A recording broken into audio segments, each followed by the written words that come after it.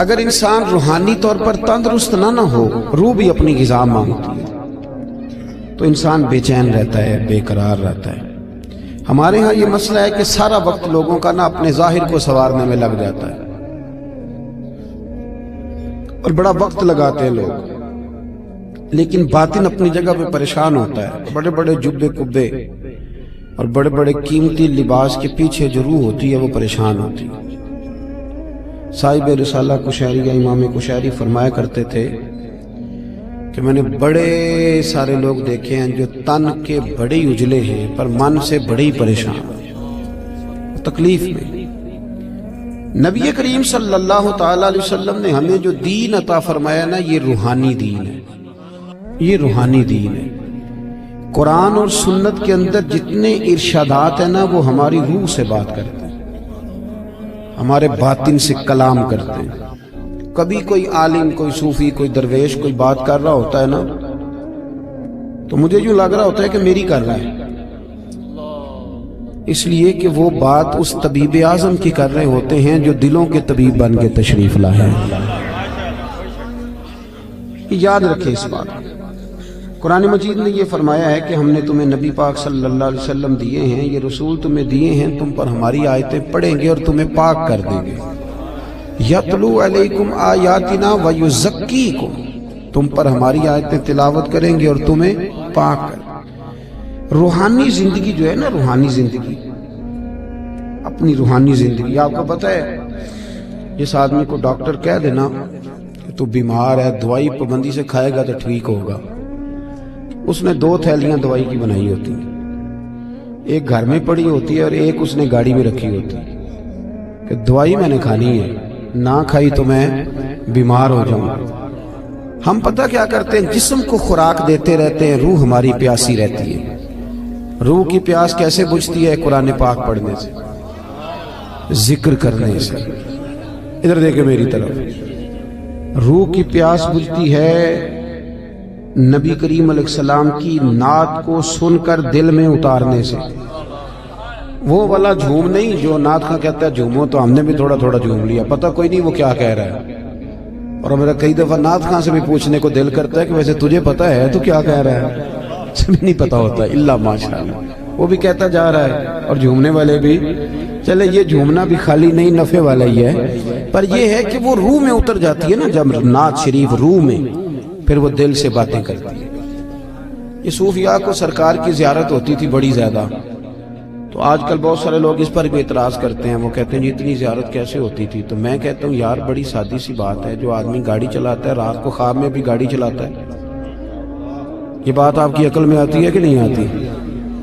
جو آدمی دن کے وقت گاڑی چلاتا ہے رات کو بھی گاڑی چلاتا ہے، تو جو دن میں تکے کھانے نکلتا ہے خواب میں کئی دفعہ تکے ہی کھا رہا ہوتا ہے۔ آپ میری بات کو سمجھ لیں، پکی سچی بات ہے۔ جو سارا دن محبوب کو پڑھتے ہیں، محبوب کو سنتے ہیں، محبوب کو بیان کرتے ہیں، وہ رات کو بھی محبوب کی گلیوں میں ہی رہتے ہیں۔ یہ سادی سی بات ہے، اب آپ کی پتہ نہیں کیوں عقل میں نہیں آتی، یہ موٹی سی بات ہے۔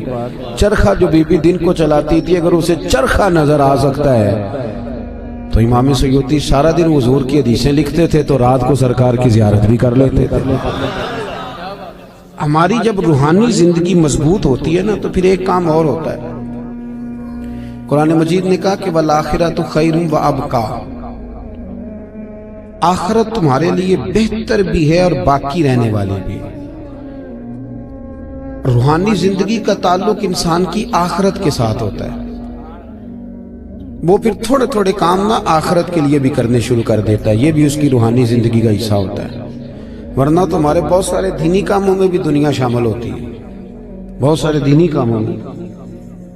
اور ہمارے صوفیاء نے ایک اور بات بھی لکھی ہے، فرماتے ہیں اگر آپ کی بہت شہرت ہونے لگ جائے اور لوگ بڑی عزت کرنے لگ جائیں اور بڑا آپ کو نوازا جانے لگ جائے، تو پھر بھی ڈرنا، کہیں ایسا نہ ہو کہ ساری نیکیوں کا تمہیں اجر دنیا میں دے دیا جائے اور آخرت میں تمہارے لیے مشکلات بن جائیں، یہ بھی مقام خوف ہے۔ یہاں بھی ڈرو، ایسا نہ ہو کہ سارا اجر یہیں تمہیں دے دیا جائے۔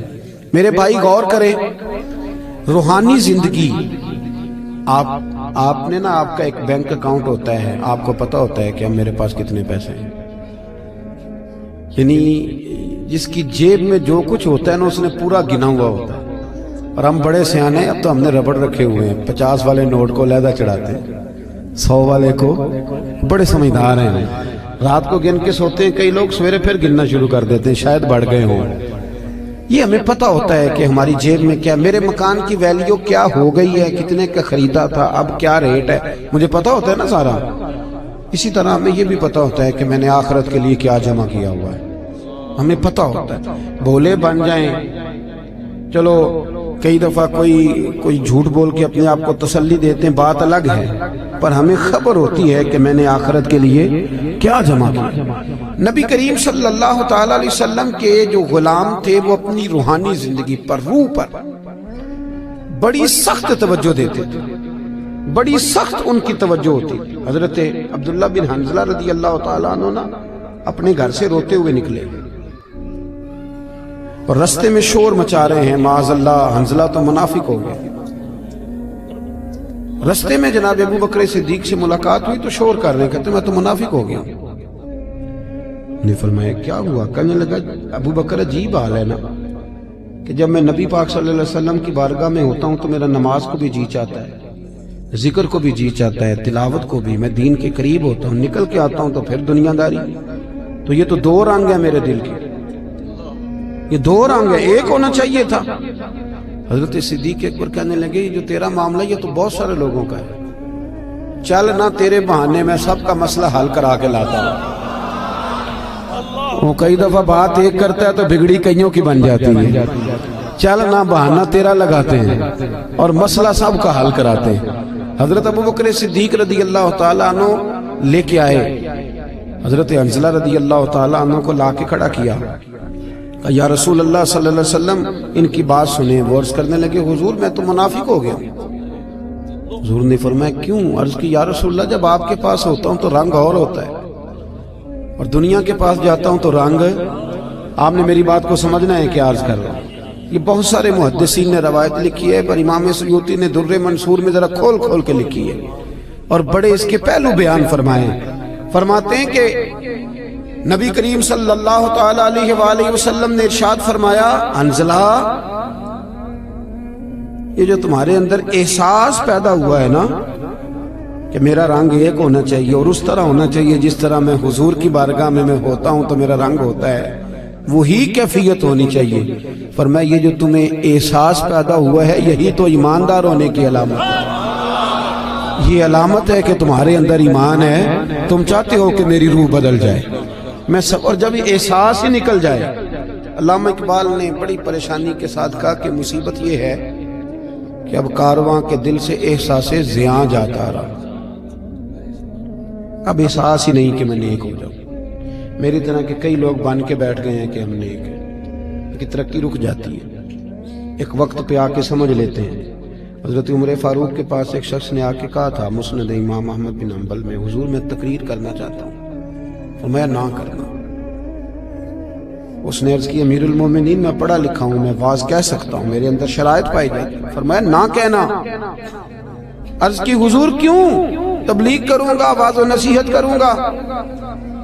جناب عمر فرمانے لگے جب تو بن صبر کے ممبر پہ واز کہنے بیٹھے گا تو اپنے سے بہت سارے لوگوں کو گناہگار بھی تو سمجھے گا نا. کئی دفعہ ہم بات کر رہے ہوتے ہیں تو ایسے کر رہے ہوتے ہیں کہ شاید میں بڑا صوفی ہوں. تو آپ نے فرمایا پھر تیری اپنی ترقی رک جائے گی, پھر تو خود پریشان ہو جائے. اپنی روحانی زندگی میں ہمیشہ حضرت انس بن مالک رضی اللہ تعالیٰ عنہ فرماتے ہیں سرکار ہمیشہ نفل پڑھتے تھے, ہمیشہ نفل پڑھتے تھے, نفلوں کو وقت دیتے تھے, ٹائم دیتے تھے. اکثر اللہ کے محبوب علیہ السلام کی جو حیات مبارکہ وہ بڑی مصروف ہے. 23 سالوں میں وہ انقلاب برپا کیا جو لوگ صدیوں میں نہ کر سکتے. لیکن اتنی مصروفیت کے باوجود بھی اللہ کے رسول رات کو مصلی پہ کھڑے ہوتے تھے. ہماری ہر شے مضبوط ہو گئی, مصلی کمزور ہو گیا. مصلی کمزور, حضور مصلی کو وقت دیتے. حضرت انس بن مالک فرماتے ہیں کہ جنگ میں میں حضور کے ساتھ حاضر تھا تو میں نے وہاں بھی نرالا انداز دیکھا. لوگ سارے اپنے اپنے کاموں میں لگ گئے, وہ وقت تھا حضور کے نفل پڑھنے کا.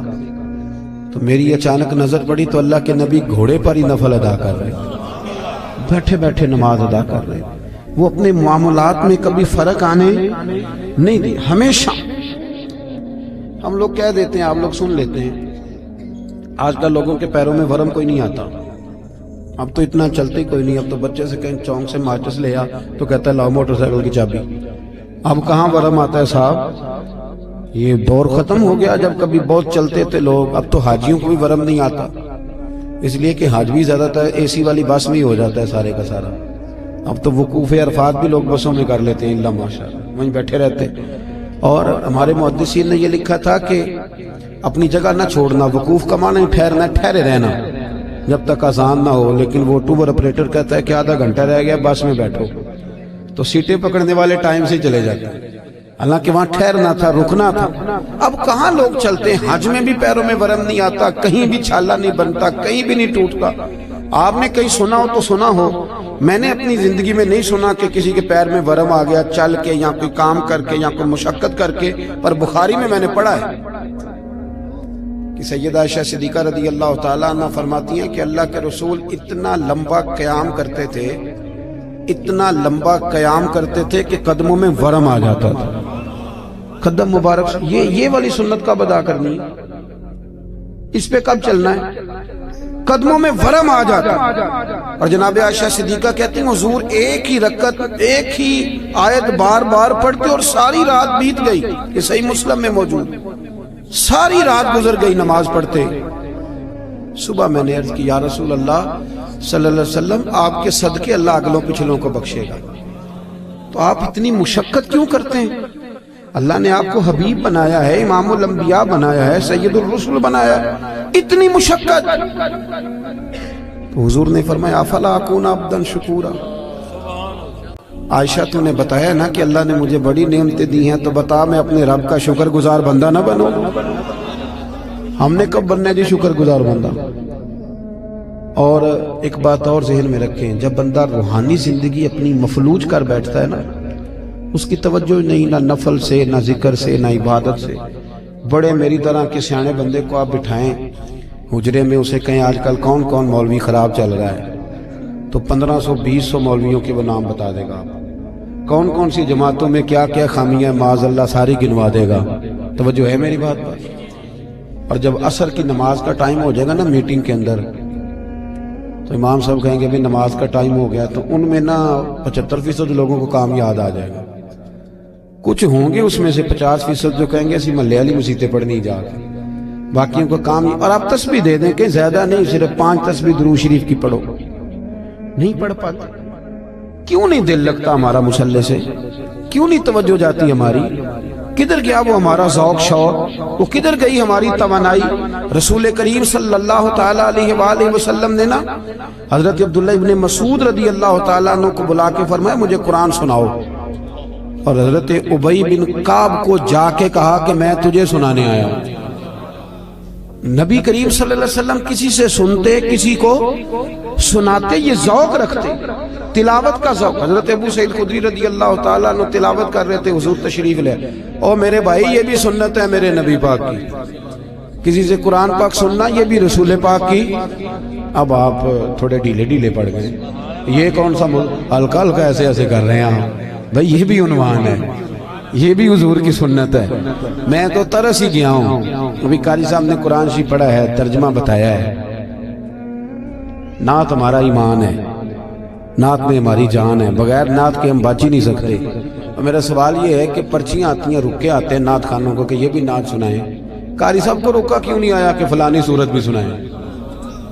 آج تک نہیں آیا کسی قاری صاحب کو روکا کہ جناب سورہ کوثر پڑھیں, یہ بھی تو حضور کی نعت ہے نا.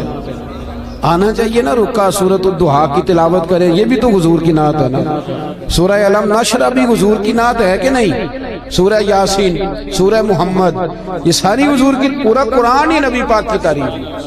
کیوں نہیں نکے بھیجتے, کیوں نہیں توجہ جاتی؟ حضرت ابو سعید خدری فرماتے ہیں میں قرآن شریف پڑھ رہا تھا, توجہ ہے میری بات پر؟ فرماتے ہیں میں قرآن پاک پڑھ رہا تھا, مجھے کیا پتا کہ حضور بھی میری تلاوت سن رہے تھے. میں تو پڑھ رہا تھا اپنی موج میں. کہتے ہیں سرکار سنتے رہے, پھر تشریف لے گئے. تھوڑی ایکو کم کریں جی اس کی, کہتے ہیں جب میں حاضر بارگاہ ہوا تو حضور نے فرمایا ابو سعید آج میں نے سنا ہے تو نے بڑا ہی سونا پڑا ہے،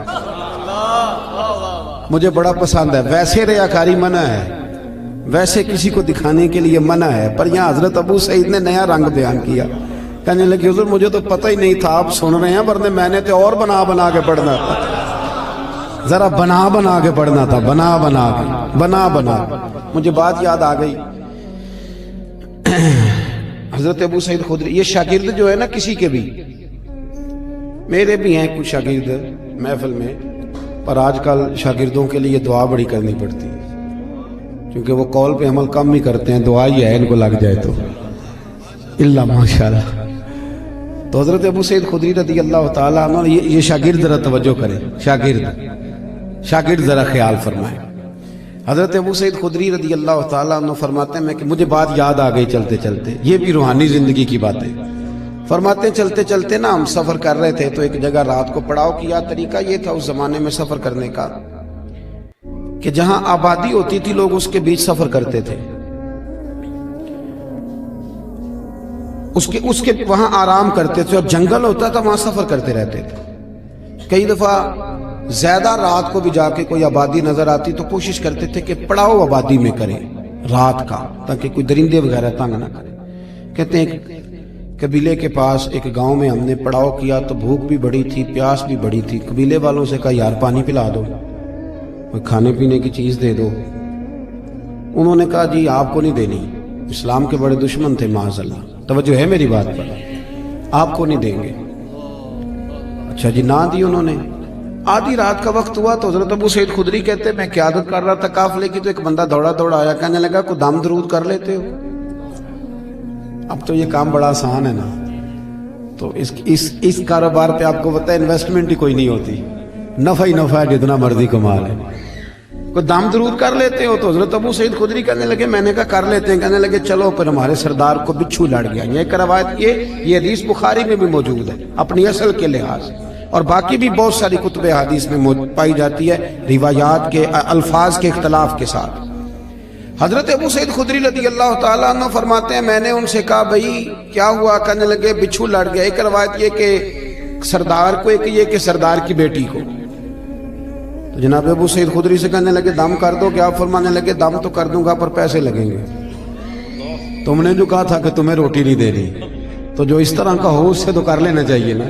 اب اس سے کوئی تقریر کے پیسے طے کرنے کی دلیل نہ پکڑ دے، نہ ناد خاں کو پکڑ دے، میں جہاں بات سنا رہا ہوں اس کو وہی رہنے دینا، کیونکہ ہم اپنی مرضی کی بھی استدلال کرتے ہیں نا۔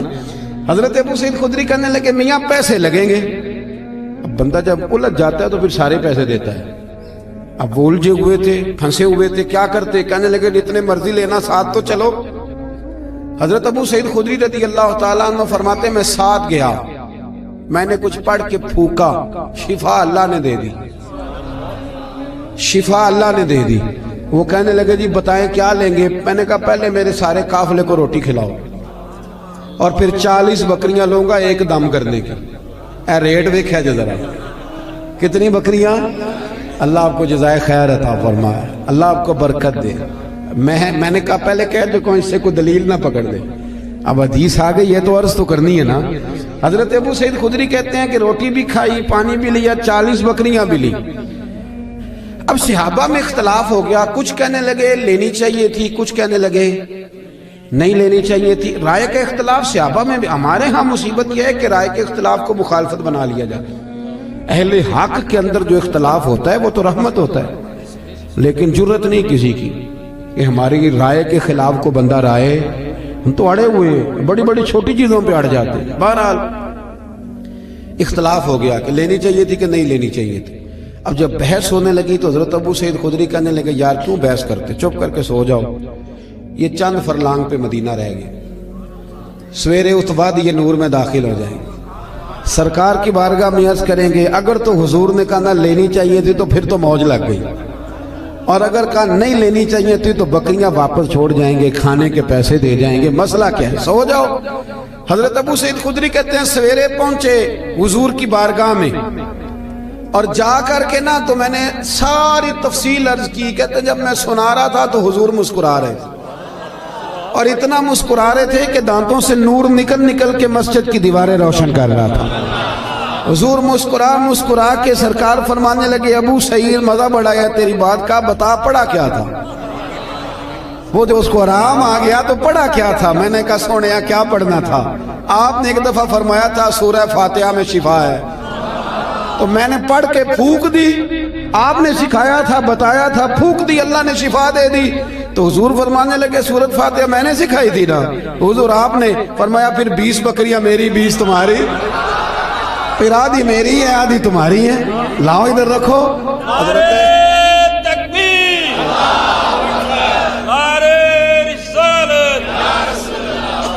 نعرہ حیدری، سیدی مرشدی، سیدی مرشدی۔ یہ ہے روحانی زندگی کہ آپ کا قرآن کے ساتھ وابستگی ہو، دلچسپ۔ آپ یقین کریں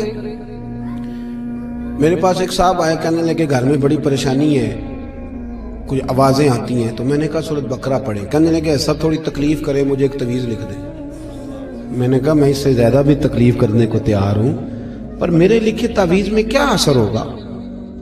تعویذ بالکل جائزہ دینا چاہیے، پر تمہیں وہ والا تعویذ دے رہا ہوں جو رسول پاک نے عطا فرمایا۔ حضور نے فرمایا سورہ بقرہ پڑھو، فرمایا جن کیا شیطان بھی تمہارے گھر سے دوڑ جائے گا، پر وہ وضو کرنا پڑتا ہے نا، قرآن شریف لانا پڑتا ہے۔ ہم اپنی روحانی زندگی کو بالکل چھوڑ بیٹھے، بالکل۔ ایک حافظ جی کل میرے سامنے قرآن شریف پڑھ رہے تھے، تو میں نے ان سے پوچھا پتر کیا کر رہے ہو؟ کہنے لگے روزے قریب آ گئے۔ میں نے ان سے کہا سنو یہ بات ٹھیک نہیں تمہاری، بچے بدنوں کو سنانے کے لیے یاد کر رہے، یہ چیز درست نہیں۔ مجھے شاگرد پڑھتے ہیں نا ہمارے پاس، تو میں درس نظامی کے طالب علموں سے کہتا رہتا ہوں کہ اگر مطالعہ اس لیے کرو گے نا کہ قوم کو سنانا ہے، واہ واہ کرانی، تو تمہیں کوئی چیز یاد نہیں رہے گی۔ اللہ بڑا غیور ہے۔ ان صلاتی و نسکی و محیای و مماتی للہ رب العالمین۔ اپنی اصلاح کے لیے قرآن و سنت پڑھو، پھر جب تم ممبر میں بیٹھو گے تو رب تمہاری زبان پر حکمت کے چشمے جاری کر دے گا۔ اب قرآن شریف اس لیے یاد کرنا ہے کہ لوگوں کو سنانا، چلے یہ بھی ٹھیک ہے تراویح کے لیے، پر کچھ اتنا بھی تو پڑھے نا کہ میرا اللہ راضی ہو جائے، مجھے سکون ملے۔ اپنی روحانی زندگی پر محنت کریں۔ یہ دیکھیں کہ کتنے دن ہو گئے میں نے سنے ایک حدیث پاک، کچھ غریب لوگ اکٹھے ہو کے نبی پاک کی بارگاہ میں حاضر ہوئے۔ دیکھیں انہیں اپنے نیکی کے خزانوں کی کتنی فکر تھی۔ حضرت ابو ہریرہ رضی اللہ تعالیٰ عنہ کہتے ہیں انہوں نے غریبوں نے آ کے عرض کی یا رسول اللہ صلی اللہ علیہ وسلم یہ امیر تو نیکیوں میں ہم سے آگے نکل گئے۔ حضور نے فرمایا وہ کس طرح؟ عرض کی یا رسول اللہ وہ زکوٰۃ دیتے ہیں ہم پر فرض ہی نہیں، وہ حج کرتے ہیں ہم پر فرض ہی نہیں، وہ صدقات و خیرات کرتے ہیں ہم کر ہی نہیں سکتے، وہ تو گزر گئے آگے، اب کیا کریں؟ قربان جائیں محبوب کے سمجھانے کے طریقے۔ حضور نے فرمایا کان ادھر لاؤ۔